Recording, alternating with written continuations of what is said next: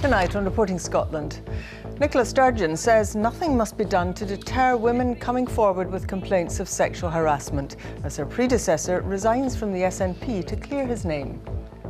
I am conscious that if the party felt forced into suspending me, it would cause substantial internal division.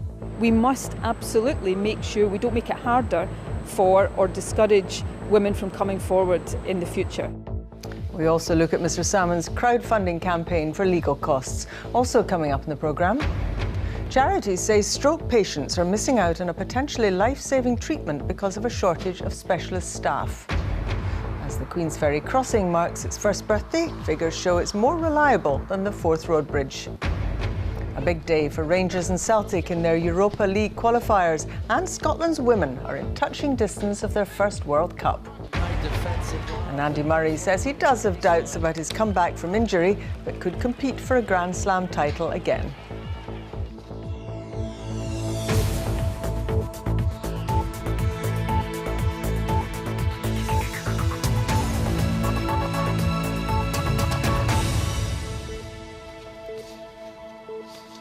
Good evening.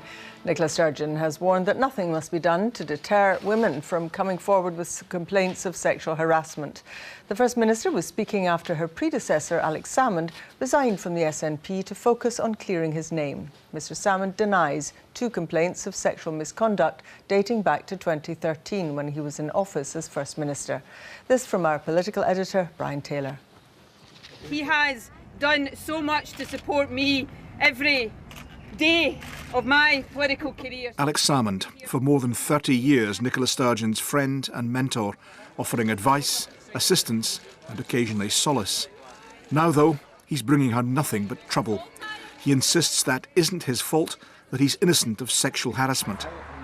He defended that position vigorously in an extensive interview with me last Friday. I deny that I harassed anyone, and I explicitly refute any suggestion of criminality. By contrast, he announced his resignation on YouTube, arguing he wanted to preempt opposition demands for his suspension. But I didn't come into politics to facilitate opposition attacks on the SNP. And with Parliament returning next week, I've tendered my resignation to remove this line of opposition attack. Most of all, I am conscious that if the party felt forced into suspending me, it would cause substantial internal division. Mr Salmond also made this point. For my part, I've always thought it a very poor idea to suspend any party member on the basis of complaints and allegations. Innocent until proven guilty is central to our concept of justice. That's an implicit challenge to Nicola Sturgeon's approach. Some in the SNP were unhappy with the way she dealt with Michelle Thompson, the former MP who resigned the parliamentary whip and so was suspended from the party despite denying claims about her business dealings. Then there's Mark MacDonald, MSP. He was suspended after claims of inappropriate behaviour towards women. But he had already resigned as a government minister and later quit the party altogether. He now sits as an independent. Nicola Sturgeon says this all misses the point, which is that 2 women have complained about 1 man, Alex Salmond. We asked her to comment on Mr Salmond crowdfunding his legal argument that he has been unfairly treated by the Scottish Government. She said that was up to him, but that nothing should deter women from raising complaints. Whatever any of us do and say in the context of this very high-profile case, we must absolutely make sure we don't make it harder for or discourage women from coming forward in the future. So I think that's an obligation on all of us right now. And what we should be focusing on is that fairness of process that is now important to all concerned. Mr Salmond says his only aim is to clear his name and rejoin the party. Brian Taylor, Reporting Scotland.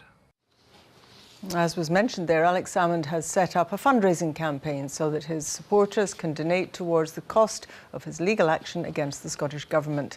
It met its target within hours, but opposition parties have accused him of dragging Scotland into the gutter.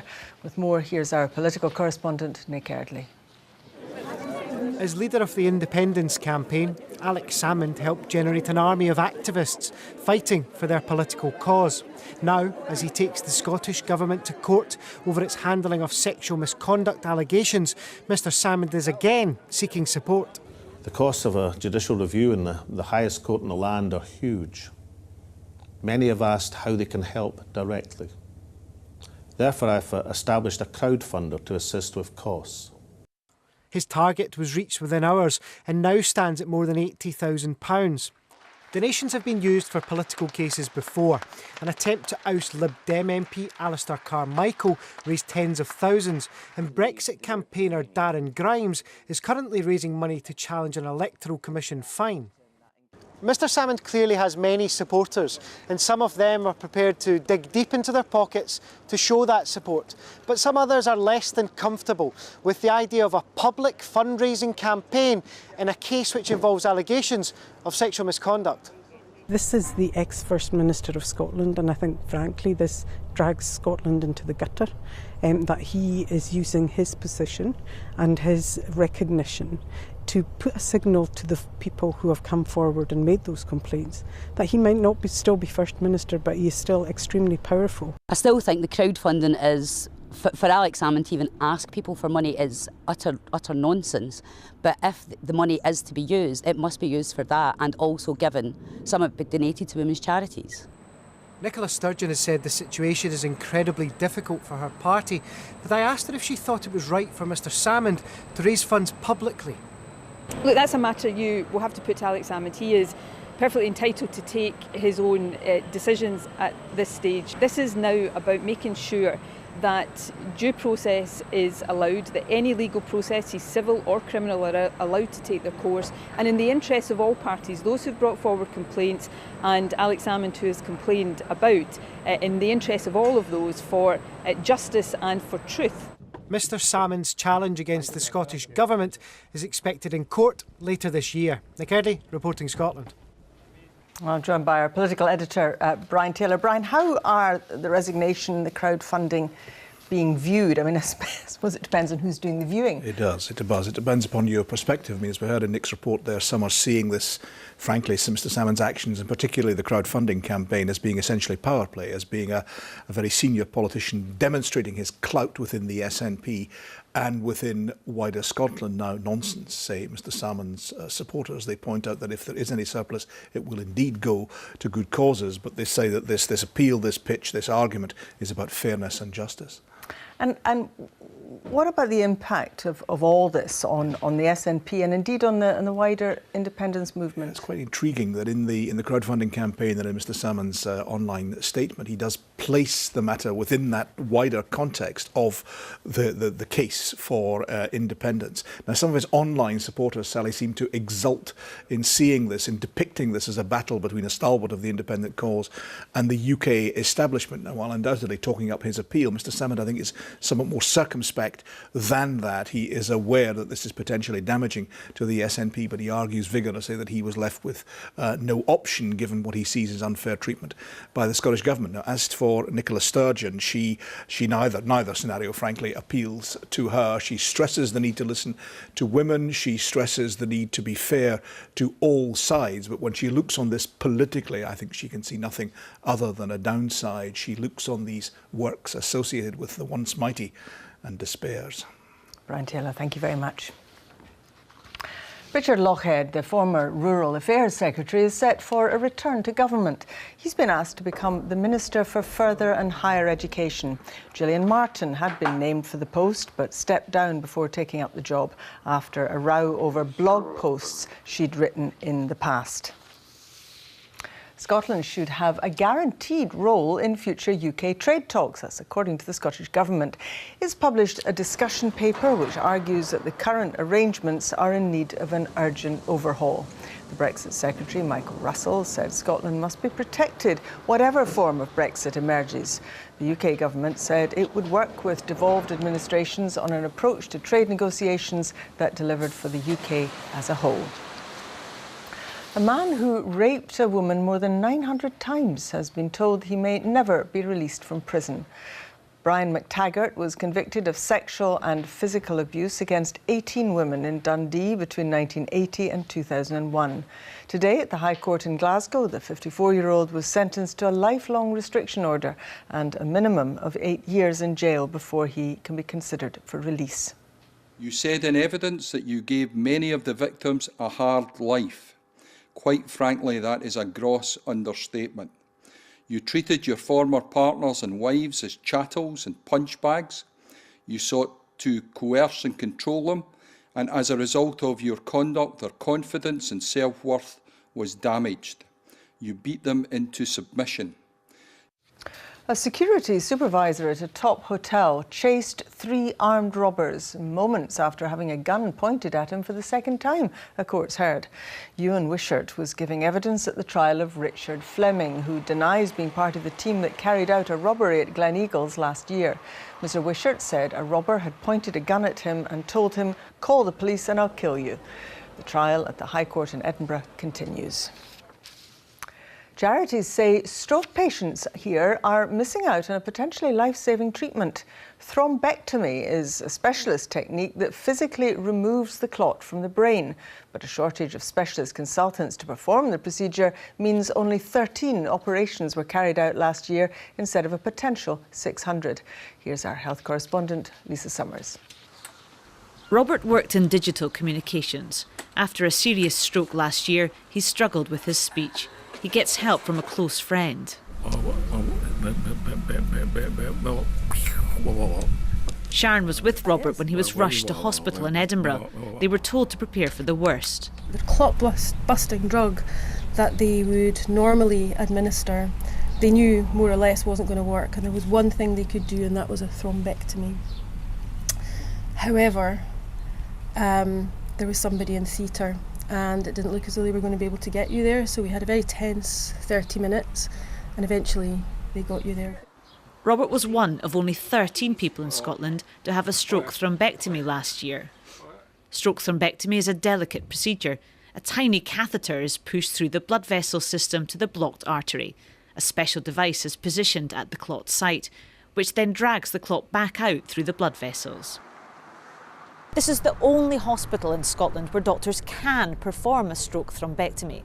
Last year they carried out 13, but since June this year they've not been able to do any because of staffing pressures.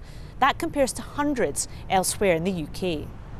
It's an expensive option when health spending is tight, but the government says it's working on a national plan for treatment. Charities say 600 patients a year could benefit. We understand the Scottish Government is setting up a group to create a strategy around the delivery of thrombectomy. However, this could take a longer time than we think is necessary to get this service up and running. While people are considering and deliberating an evidence-based procedure, there are people on the ground who are suffering as a result of that, and that's not something we think is acceptable in Scotland. It's small steps to recovery for Robert, but he says he's lucky to have had this treatment and lucky to be alive. Lisa Summers, reporting Scotland, Edinburgh. Talks will take place next week in London to resolve the row over scallop fishing rights in the English Channel.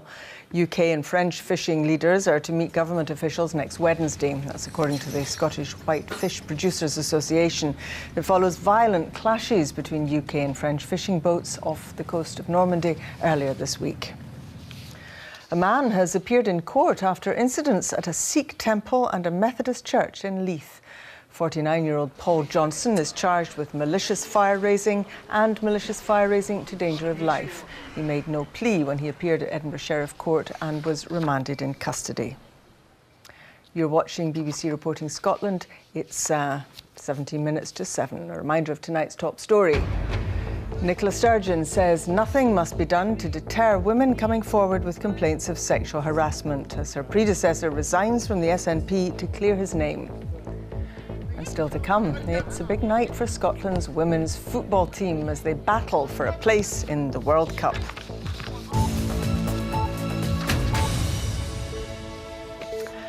The Queensferry crossing has improved the reliability of journeys across the Firth of Forth in the year since it opened. Transport Scotland said the windshields and hard shoulders on the new bridge helped reduce the impact of high winds, accidents and breakdowns, in contrast to the long delays in the past on the Forth Road Bridge.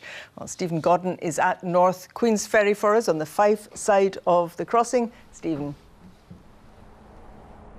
Well, Sally, exactly a year ago, the bridge behind me was the centre of attention. There was a huge fanfare surrounding its opening. Fast forward 12 months to the first birthday, and it is a much more low-key affair. The focus is very much on how the bridge is performing, and perhaps those best placed to judge that are the people who use it on a day-to-day basis. Getting ready for another journey. Roughly 3 times a week, Robert Murray heads north from his base in Grangemouth to make deliveries in Fife. For the last year, that's taken him over the Queensferry crossing rather than the Forth Road Bridge. He's noticed a difference, particularly when the wind blows. We're not sitting in traffic as much as we used to. We're getting to jobs a lot more quicker as well, which makes our life and our day a lot easier. You don't have to worry about the bridge anymore and think that you're going to get stuck anymore. You just get straight across it, no problems at all. Bridge design has played a big part in this improved reliability, according to Transport Scotland. On 14 occasions in the last year, windshielding has kept the Queensferry crossing open to high-sided vehicles when its predecessor would have closed. The hard shoulder, meanwhile, means accidents and breakdowns can be cleared, in some cases 5 times quicker than before. Away from peak times, however, it's clear there is still work to be done. Well, it's just after 9 o'clock and we're into the familiar nightly routine. Speed restrictions and cones set out to close off lanes approaching the bridge, all of which slows down the traffic. From the hard shoulder of the bridge, the source of the diversion becomes clear. Painting and waterproofing the huge support cables, the current priority for the contractors working overnight. The snagging work is just some of the work that takes place with any major project of this nature. There will be some delays out with our peak times, but that's been minimised as much as we can. But there's absolutely no doubt we're benefiting from having the new Queensferry crossing, which is now making a real impact in helping to support both the economies on either side of the Forth.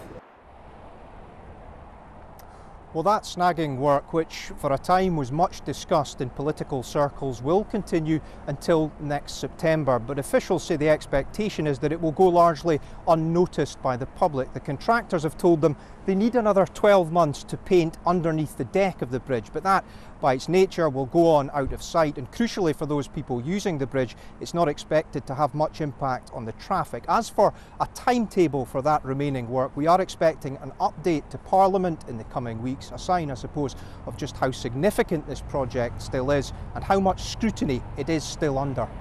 Stephen Gordon, thank you very much. Football, and it's a huge night for Scotland's women. They play Switzerland in a World Cup qualifier, and they know that if they win by 2 goals, they'll be within touching distance of their first World Cup. Alistair Lamont is in Paisley for us tonight. Well, Scotland know exactly what's required of them this evening. It's a straightforward enough scenario, just not necessarily a very simple one to negotiate. But joining me to discuss exactly how they're going to go about their task is the Scotland coach, Shelley Kerr. Shelley, I described this earlier in the week as arguably the biggest match in the team's history. Is that overstating it? Perhaps. I think there's no doubt about it. It's a big game. So World Cup at stake, getting to the finals, albeit we've still got another game to go. As a group, we've been really focused on concentrating on this game. We know that we need to win the game to have a chance of qualifying automatically, and we're going to do our best to do that. You need to win it by 2 goals, but it's not the kind of game you can go chasing right from the start, really, is it? No, it's not. I think that would be blasé and a bit crazy to do that, considering our opponents.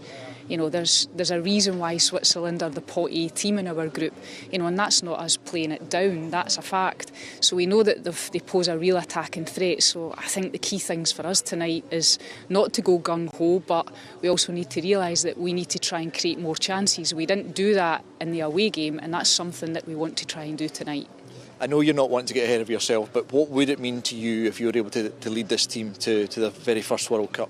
I think it's really not about me. I think it's about the nation and how it would inspire, a nation of people who, the World Cup so far has eluded us. It's something in terms of women's football that we haven't reached. We got to our first finals last year at the Euros, so it's something that, I think the girls are conscious of that. But ultimately, as a player, these are the games you want to play in, and hopefully tonight we get a good support and they're behind the team, and hopefully we can perform. Absolutely. Well, Shelley, the very best of luck. The game is live on BBC Alba and also on Sportsound on BBC Radio Scotland. Thanks, Al. The Scottish FA has held what it's described as exploratory talks with the other home nations about a bid to host the World Cup in 2030. The FA has already confirmed it's looking at a bid, and the Welsh say they believe a joint proposal would stand the best chance of success. BBC Scotland understands the Scottish Government is aware of the discussions and would support any bid. The SFA say their current focus is on Euro 2020, with Glasgow one of the host cities for that tournament. Rangers have qualified for the group stages of the Europa League after drawing 1-1 with Russian side Ufa. Celtic have the chance to join them in tomorrow's draw. They face Lithuanian side Sūduva in their second leg match at Celtic Park. There for us is our senior football reporter Chris McLaughlin. Yes, more about Celtic in a moment. First of all, Rangers, who are indeed through to tomorrow's draw, 1-1. Scoreline against Ufa in Russia this afternoon. 2-1 for Steven Gerrard's men on aggregate. They had to play a chunk of that match with just 9 men. This evening, of course, here it's all about Celtic. My sidekick tonight is the former Celtic striker Scott McDonald. Scott, Brendan Rodgers was critical of his players after that draw last week. They should go through this evening, though. Yeah, they should go through without question, Chris. But rightly so, he was critical last week. You know, after getting off to a good start, getting the goal lead, and then they just became sloppy. You know, one ball comes in the box and they concede, and then from then on in, it was just cumbersome. You know, so we're hoping, especially after Sunday's performance as well, that they pick it up. They come out with a good performance and really build up for, you know, a huge game on Sunday. No Moussa Dembele this evening. We understand he is finalising a move to Lyon. In general, how big a blow is that for Celtic? I think it's a massive, massive blow for Celtic, but a massive blow for the league as well. You know, to have a top player, you know, like that playing in this league, and you know, it's a huge lift for Rangers come Sunday if he does go, and it will just be a question whether or not, you know, how much money Brendan Rodgers gets of this transfer fee to go and replace, because they're going to need a replacement, Chris. There's no question. Scott, thank you very much indeed. Celtic against Sūduva, of course, as ever, is live on BBC Radio Scotland. Kick-off this evening is 7:45. Chris McLaughlin there. Andy Murray has been contemplating his future as a Grand Slam contender after going out in his second round match against Fernando Verdasco at the US Open. He says it's impossible to know how his hip will react to his ongoing comeback from surgery. Caradine Idsan reports from a sweltering New York. It is hot out here, believe me. It is about 97 degrees, but it feels like 102. From Great Britain, Andy Murray. Andy Murray would end up playing 4 sets of tennis in that heat. He kept his cool early on though, taking a 4-2 lead. But in an energy-sapping stadium, errors from the Murray racket meant the key first set went to the Spaniard. The old Murray fight and fire resurfaced as he cruised through the second set to level things up. Yeah, that time just this match really caught fire right at the end, with Andy Murray saving not just 1 match point, but 2, before his resistance finally cracked. Defeated, but not downhearted about the future. You just don't know exactly what's round the corner. If things keep going smoothly and physically I continue to improve, I believe that I will get back to competing for the biggest competitions, because there's no reason why I couldn't, but you don't know. A second round defeat then for Andy Murray here at the US Open, but in truth this tournament was never really about how far he would progress, rather how well he would compete, and there were enough flashes of the old Andy Murray against Fernando Verdasco to suggest that if he stays injury free he could once again in the future be a genuine title contender. Caradine Idsan reporting Scotland at the US Open in New York.